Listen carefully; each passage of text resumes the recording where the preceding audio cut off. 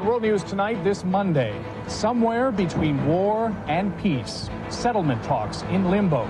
NATO keeps bombing in force. Peter Jennings reports from the Balkans. Trying to stem the flood of ecstasy into the U.S., the love drug seized at record levels. And finding the trigger for mental illness. Could it be a power shortage in the brain? A closer look at America's state of mind.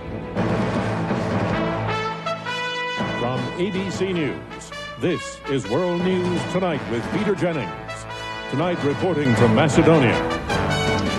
Good evening from Macedonia. It was, as they say, a beautiful day for bombing. And up at the border with Kosovo today, we could see and hear NATO tightening the screws on Yugoslavia after the military talks to get the Serb forces out of Kosovo went off the rails here last night.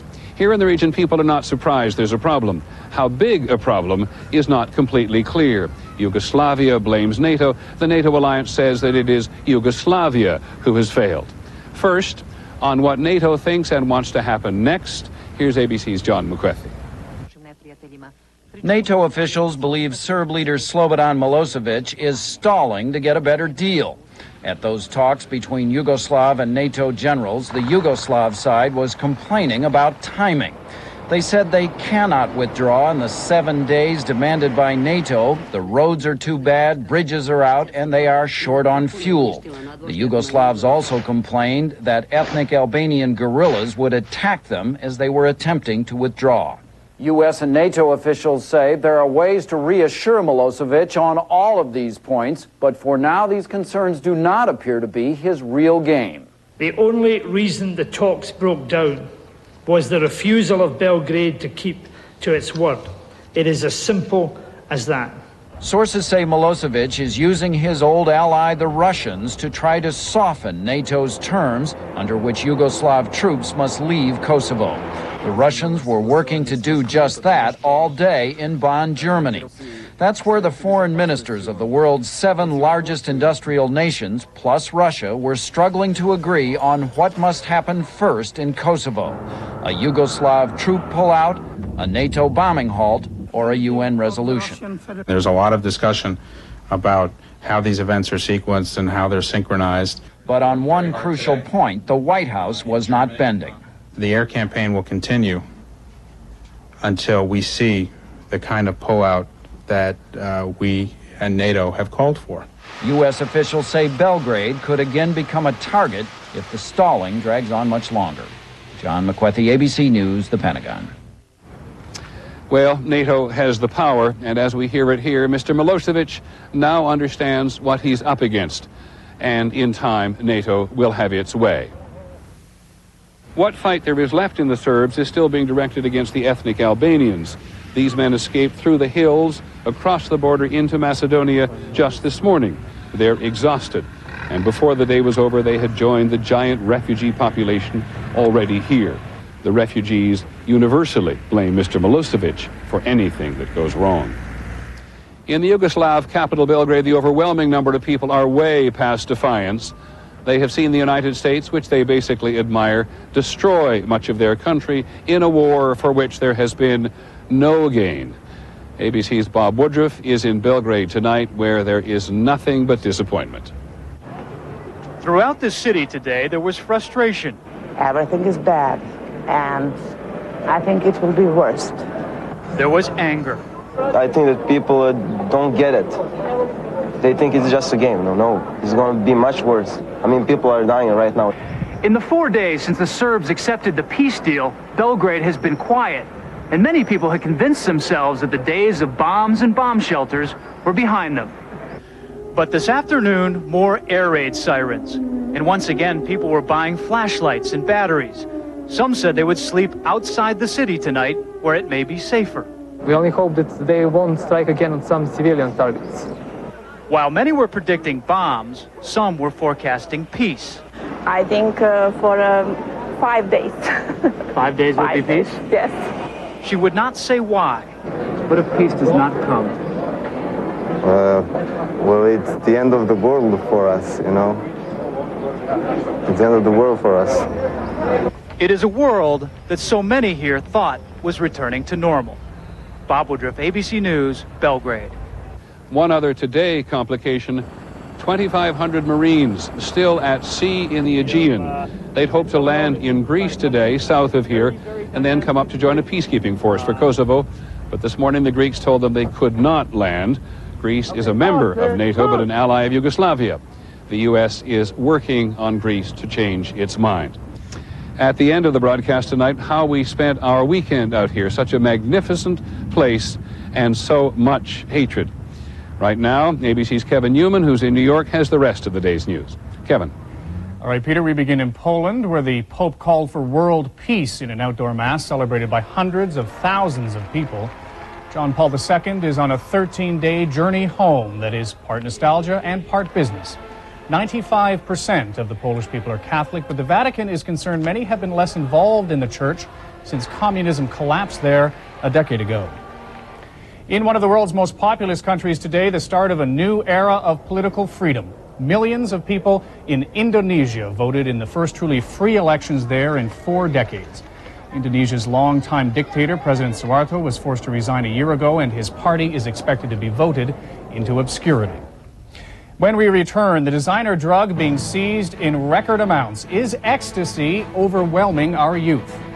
And breakthroughs in understanding depression. Our series, The State of Mind. This is World News Tonight with Peter Jennings. Brought to you by Transitions Lenses. I'll be seeing you in all the old familiar places that this heart of mine embraces all day through. Have you seen Transitions lenses lately? Indoors, the changing tint is clearer. Outdoors, they're the darkest Transitions lenses ever. For all-day comfort and convenience, Transitions lenses, right in any light. I'll be seeing you. Visit our website or call 1-877-4-TRANSITIONS. While some folks couldn't sleep, you were peacefully sleeping thanks to new Simply Sleep from the makers of Tylenol PM. It's non-habit forming and eases you into a restful night's sleep. New Simply Sleep. It's party time. Hot tubs everywhere will be overflowing. Make sure your deck can take the heat with Thompson's Wood Protector. For rain, sun, mildew, it's the most powerful Thompson's yet. Thompson's Wood Protector. It never takes a day off. With Days Inn hotels in over 1,800 cities and towns, there's bound to be one where you're headed. You can pretty much bet on it. Days Inn. There you go. I'm gonna raise you. Fold. Too rich for me. I fold.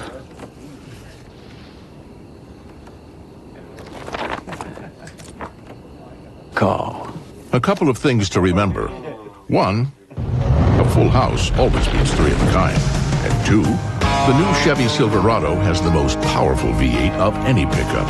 Chevy Silverado. It's the truck. Shut up. A triumph over everyday arthritis pain, made possible by Tylenol Arthritis Extended Relief. Even the newest arthritis prescription hasn't been proven to work better. Tylenol Arthritis.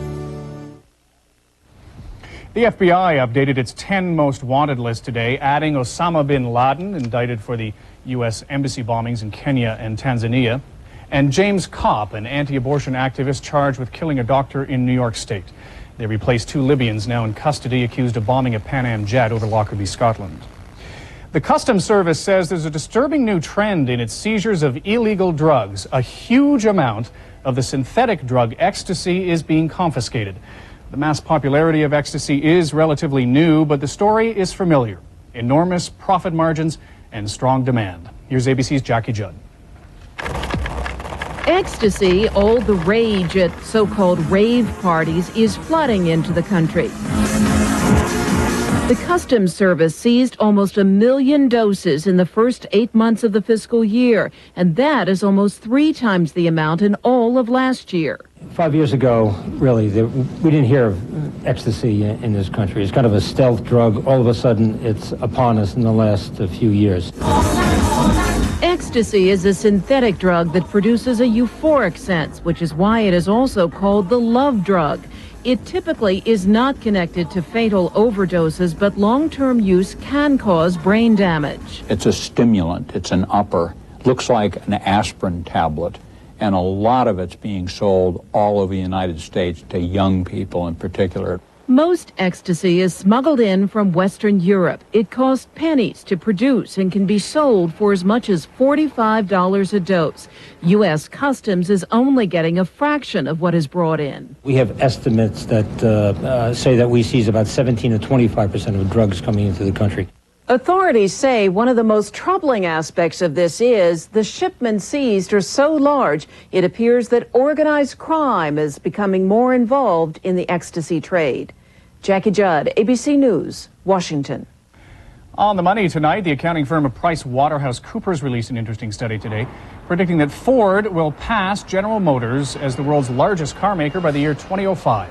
Now, Ford hasn't led in car production since 1930, and that's when Model A's were still on the line. The often maligned material polyester is being blamed for a decision by DuPont to cut 1,400 jobs. Polyester had enjoyed a resurgence since the days when it was associated with leisure suits, but DuPont says demand is once again shrinking worldwide. On Wall Street today, the Dow Jones Industrial Average was up more than 109 points to close at 10,909. On the NASDAQ, stocks were up 45 points. And it comes down to bragging rights. In Chicago today, developers have filed plans for what would be the world's tallest building, 1,537 feet tall, and that's 54 feet taller than the Petronas Towers in Malaysia. In a moment, pinpointing the roots of mental illness, some remarkable discoveries, and we'll take a closer look.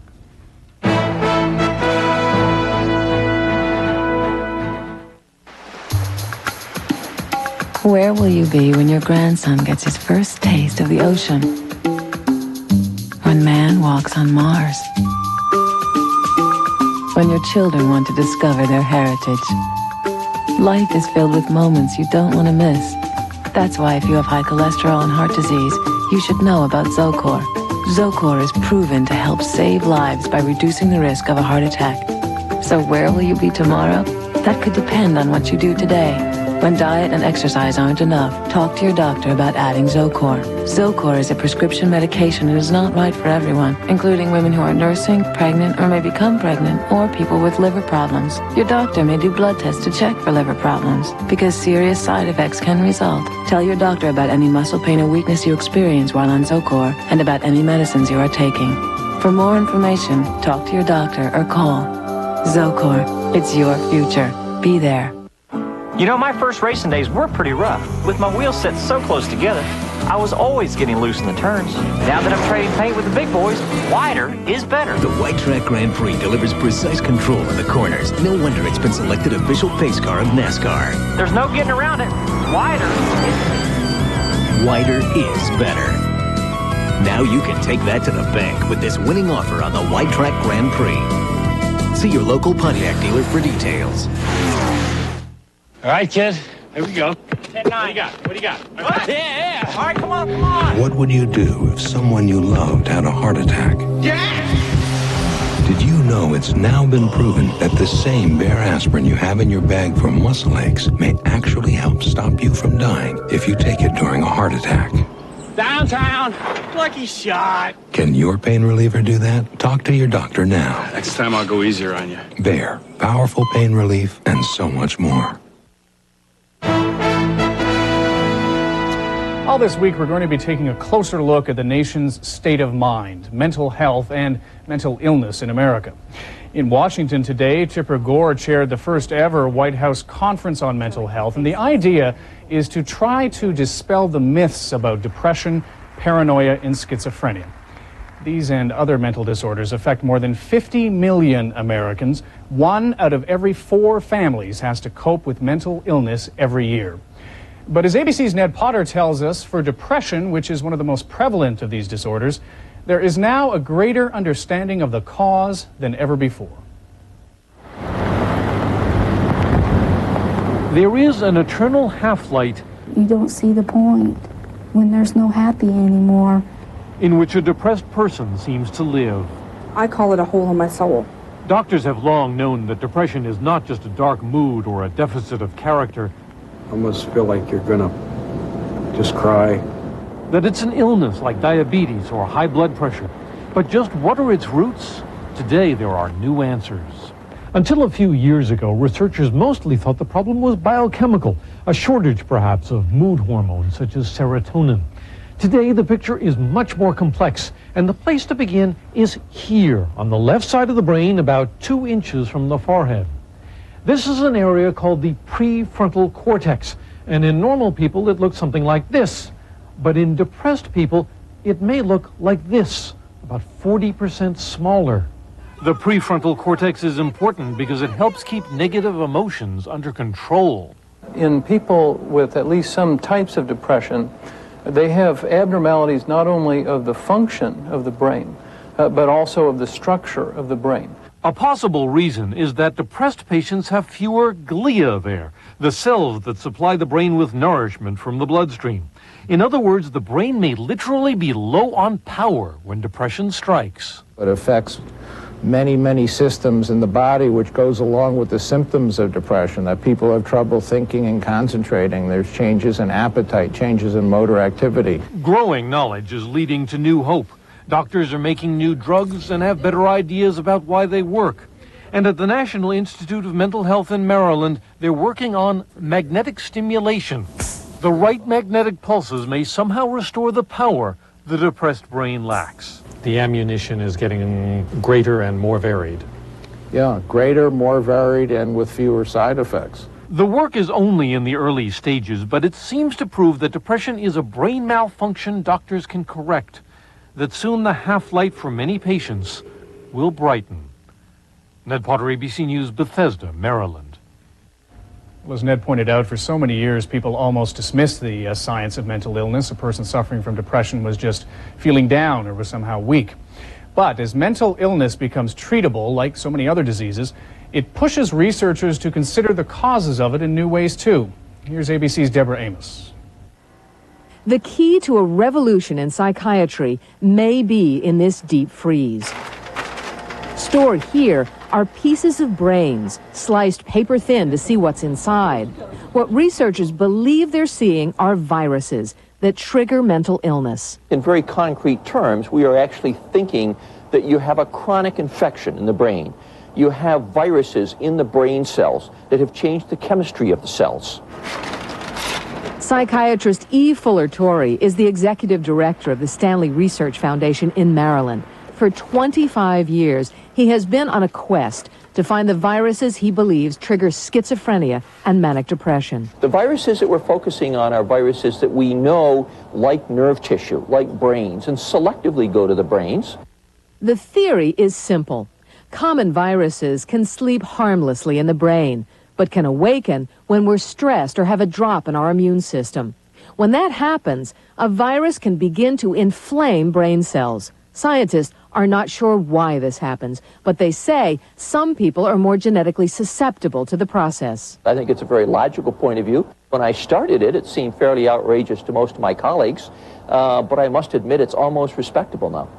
So respectable that within a year, a trial study will begin to add antiviral drugs to the medication of a small group of patients with schizophrenia and manic depression. And our eventual goal would really be to see if we could prevent or treat these diseases, particularly schizophrenia, by using one of these antiviral agents. Virologist Dr. Robert Yolcomb of Johns Hopkins Medical School has joined Dr. Torrey to prove the theory, and if they are right, bring relief for a devastating disease. Deborah Amos, ABC News, Baltimore. Some of the people who are the most likely to suffer from mental illness are the most silent about it. Tomorrow we'll look at depression and the elderly. There are some new technologies and new treatments that could change the lives of older Americans. That's all for now from here. Once again, Peter Jennings in Macedonia. When we come back, a weekend spent in Albania and in Macedonia. This is such a beautiful part of the world, and there is so much pain.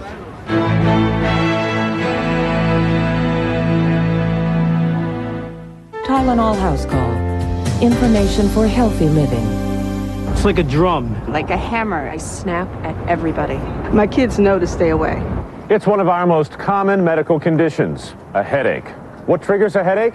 too much caffeine, too little sleep, stress or anger, even changes in the weather. The next time you get a headache, here's some simple things that might help.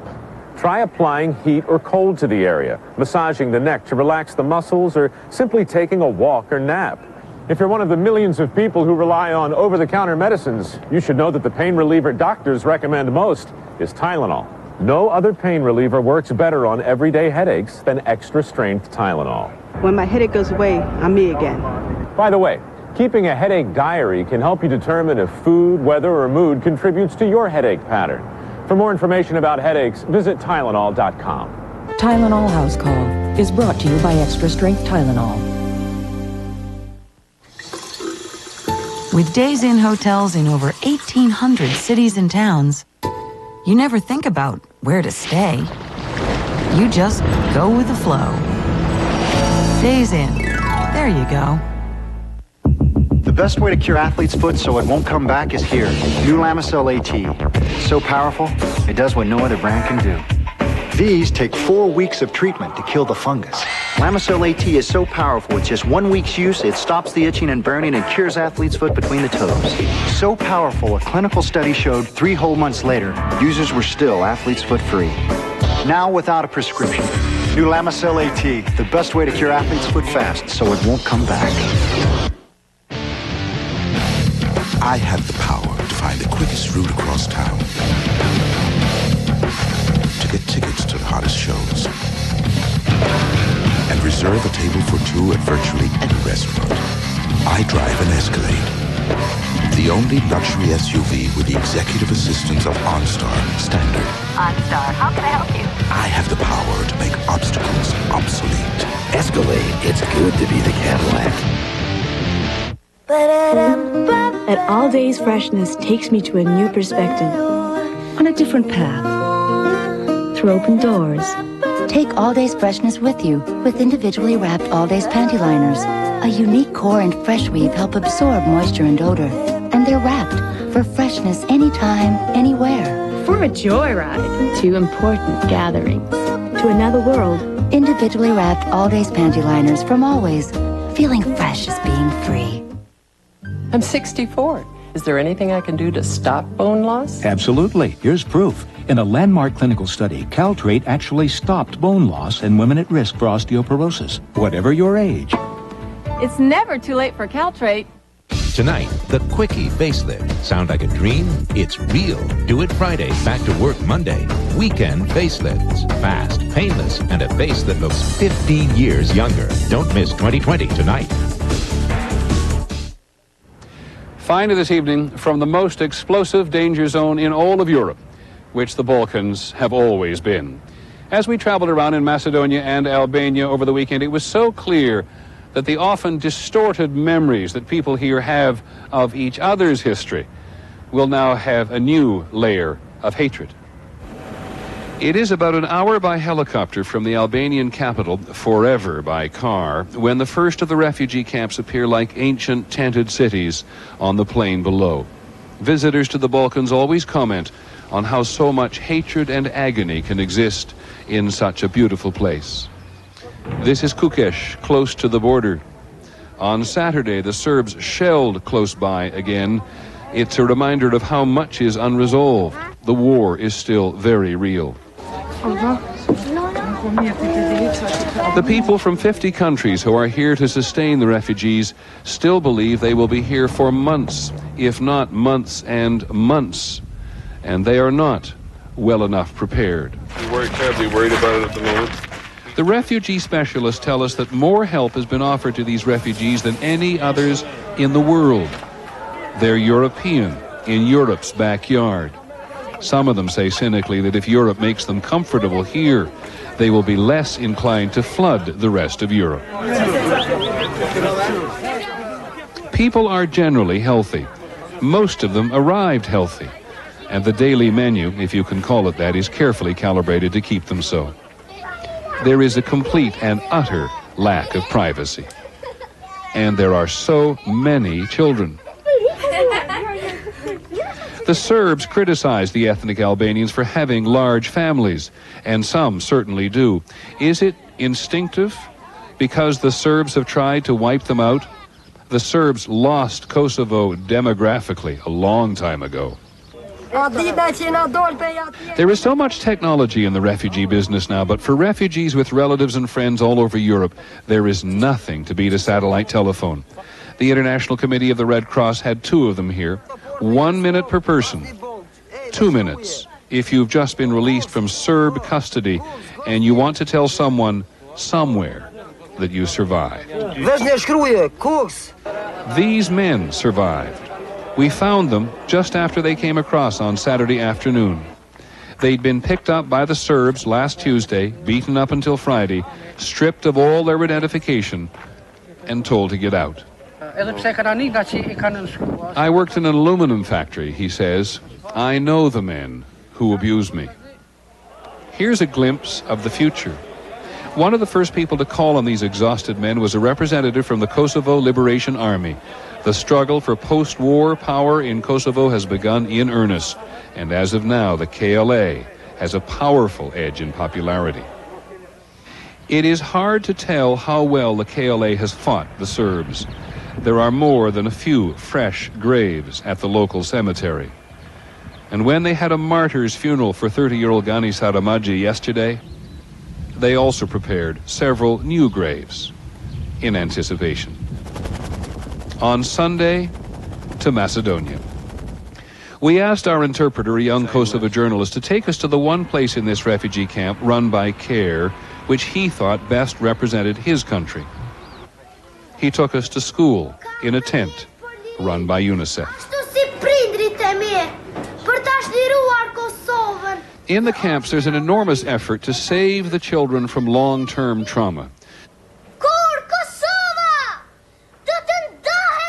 It is startling here how angry the kids are.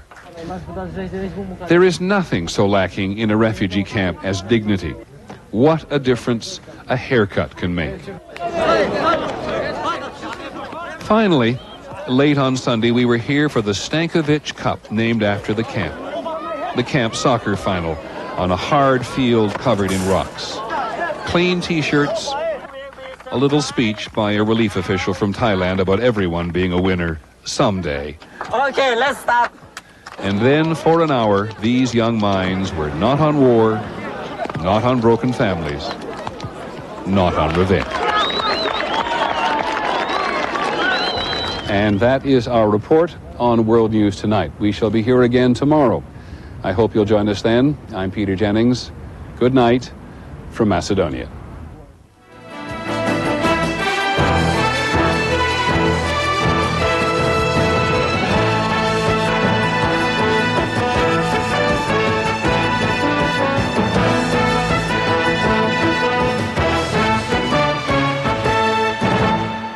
Tomorrow, older people suffering from depression.